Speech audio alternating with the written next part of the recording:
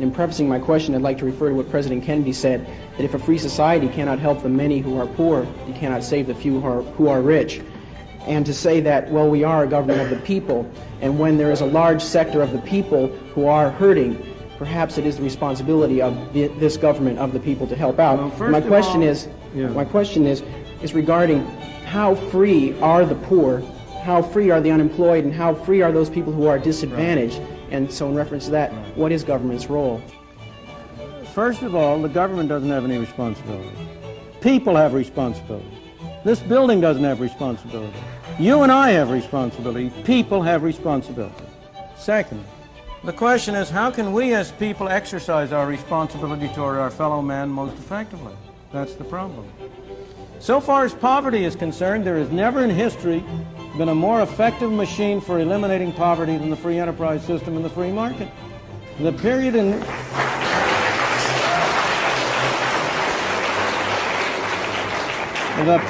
which you had the greatest improvement in the lot of the ordinary man was the period of the 19th and early 20th century. Those of us in this room are the heirs of that. We benefited from the way in which our parents and our grandparents were able to come here. And by virtue of the freedom that was offered to them, were able to make a better life for themselves and them and us. But next, if you look at the real problems of poverty and denial of freedom to people in this country, almost every single one of them is a result of government action, and would be eliminated if you eliminated the bad government failures. Let me be precise and specific. We have constructed a governmental welfare scheme which has been a machine for producing poor people. We have induced people to come under control of welfare. I'm not blaming the people, don't misunderstand me. It's our fault for constructing so perverse and so ill-shaped a monster as a whole set of welfare programs we have, under which we encourage people, families to break up. We encourage people to move from one part of the country and come to another, under which we have, in effect, made many people poor. And yet, when all this is said and done, have I ever been where? Welfare for poor. I have certainly, of course, more so than most of the people in this room.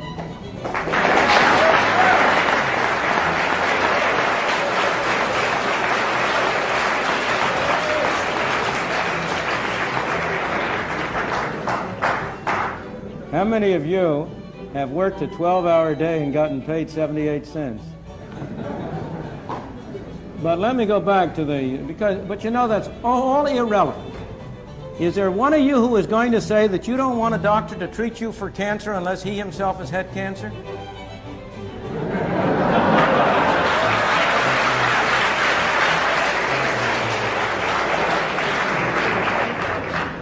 I could go down the line.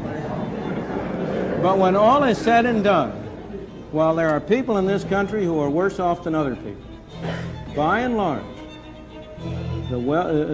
even the poorest people in this country are relatively well off compared to the conditions in many other countries in the world. What we take as our standard of poverty, is above the average income of all of the people in the Soviet Union, let alone of the people in India or China or in other countries. Now, that doesn't mean we should be satisfied with it. We are a wealthier country and we've been more productive, and we should set higher standards by ourselves. But by the same token, we ought to have a sense of proportion, and we ought to recognize both the source and the problem.